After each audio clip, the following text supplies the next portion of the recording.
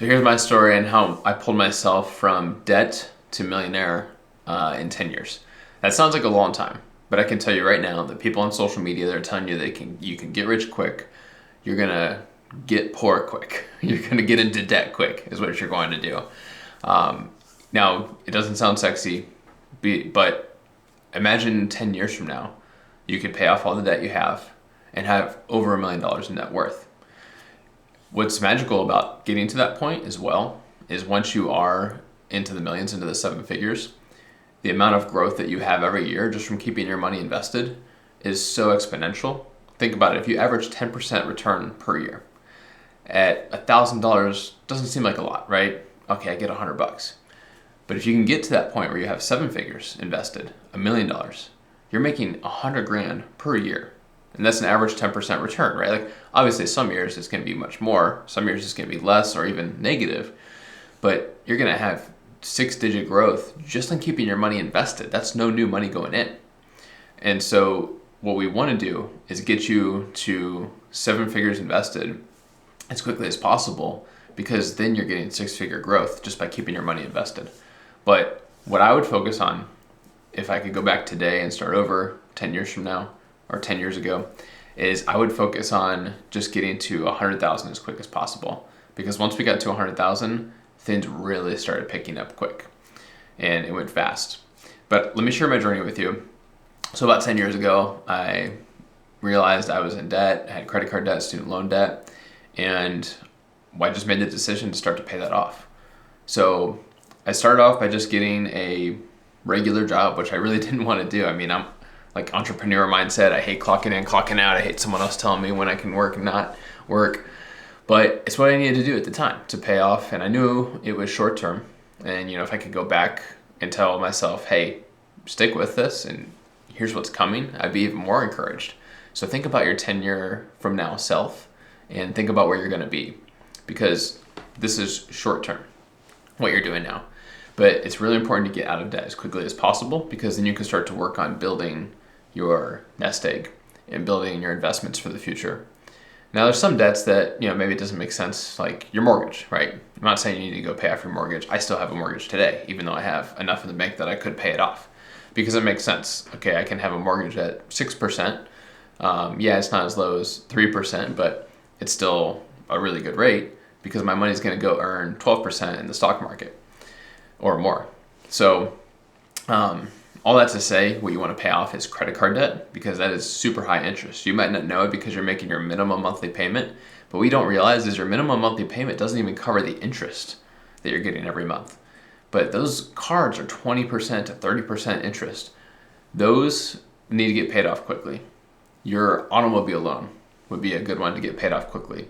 And the reason is because that's a big chunk, right? For most people, our car payment is gonna be $500, $800, $1,000 a month. That's a big chunk of your budget. Imagine if you had that money that you didn't have to put towards your car because it's paid off, going in every single month to invest, and that starts to compound. So get out of debt as quickly as possible, especially consumer debt like credit card debt and your car debt. And the nice thing about car debt is it is attached to an asset. So you could go sell your car. I know it's uncomfortable, but you could go sell your car, get a beater, and now you've got to pay for a car. And if you are in a relationship and you've both got a car, you could go down to one car, sell one of your cars, use the money from that sale to pay off the other car. Now you've got a paid for car, hopefully still a nice one. I mean, I would rather take one nice car that we just had to share as a couple than two beaters, if that's what you can afford right now. But you should only be able to afford the vehicles that you can own with cash. And work on getting there, because that will really, if you can have no car payment each month and your only vehicle expense is some maintenance and gas, then that really opens up the budget to put a lot more money towards investing for your future. The next thing I would say is consider getting a sales job with an established company. And here's why I say this. So I'm an entrepreneur at heart. The first business I started was my own business.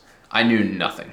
I did a terrible job running it because I knew nothing. I was 19 at the time as well. And so a couple years later, I closed the business down. I had nothing to show for it.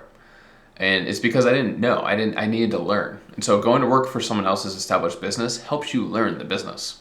It also gives you the opportunity to earn income without having to run the entire operation. So if you're in sales, for example, you can just learn sales. You don't have to worry about the other end of the business and all the other things that go into it. How to build the product or install the product that you're selling, for example.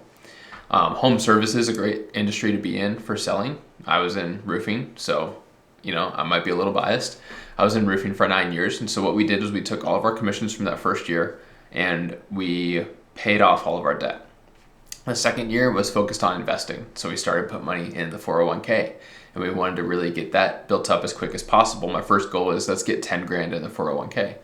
And then we started looking at buying some rental properties as well to diversify a little bit. Now, I don't necessarily suggest going and investing in all these different asset classes, and it really depends on what your skill set is and what market you're in as well, because we were fortunate at the time to be in a market where real estate was very affordable. So we lived in Ohio at the time. Cost of living is very low there. You could buy duplexes for 50 to 100 grand.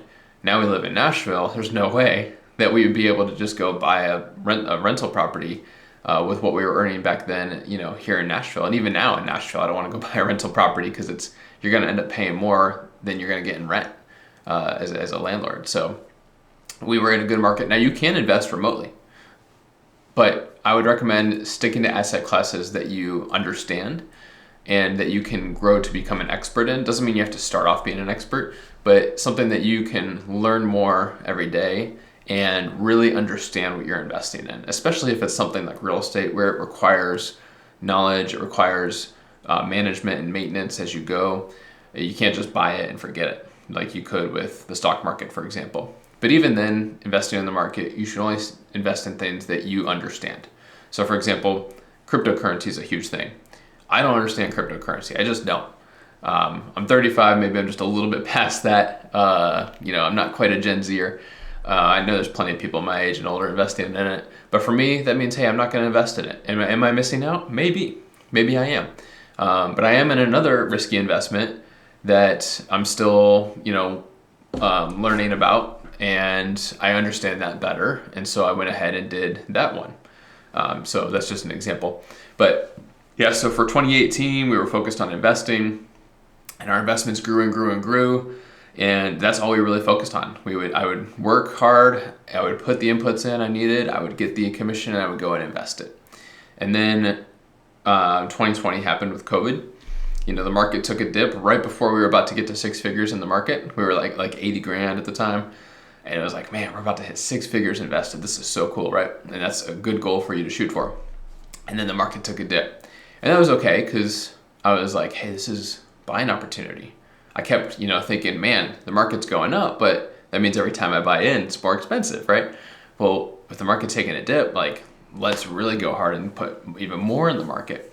And honestly, at the time, we were saving up to buy a house. I wish, so a lot of our money was just sitting in savings. I wish we had put more in, but, hindsight's 2020 and everything worked out and we had the money for the house. So no regrets there.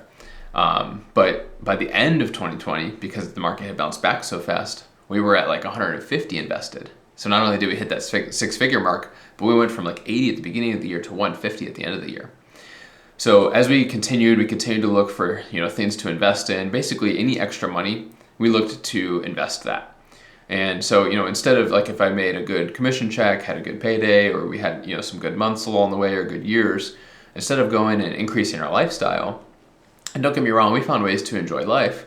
But we always tried to find ways that were cost effective, right? For example, if I'm going to take up a hobby, I'm going to take up something that is either going to make me money or maybe it's free or be very affordable. I would love to go learn how to fly airplanes, but flying is not a cheap hobby. And so for me, that's a little bit down the road. And that's something that'd be great for me to learn how to do in my 40s, for example. And you might say, hey, do that while you're young.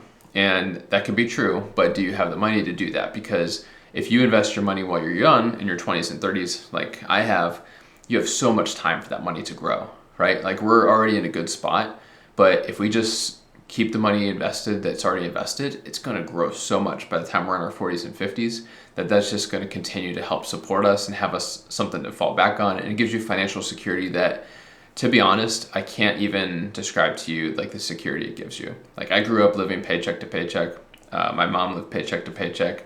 We relied on a lot of times the food stamps and assistance and things like that. And that's no knock on anybody. My mom was a single mom. I love her, and I love that she, gave me life. But man, you just you don't realize like how much kind of like stress you put your body under. How much what do they call it? I don't know what the word for it is, but it's just a lot of stress that you're under on a daily basis. You don't realize that, but that's how it is when you're living paycheck to paycheck. When you're like, all right, like I gotta work Monday. Like I have no choice. But to now be in a spot where it's like, if I don't want to work Monday, I don't have to. I'm still going to because that's who I am and I want to work harder. But you end up being able to work so much more harder and confidently when you don't have to.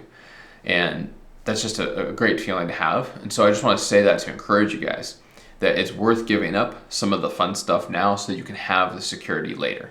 It is well worth it. And you're only going to get there if you practice delayed gratification. If you constantly go out and spend the money that you make as you make more throughout your life, you're going to end up looking back 10 years from now and saying, wow, we had a lot of fun, but we have nothing in the bank. It's like, what are we going to do for the next 10 years? Don't forget that you have a future self that you need to take care of. And that future self will thank you if you delay gratification now to have those things later. So I hope this helps. Continue to follow along on the journey. I'm going to continue to give you guys free advice and financial coaching based on my experiences and what helped me go from poverty to millionaire.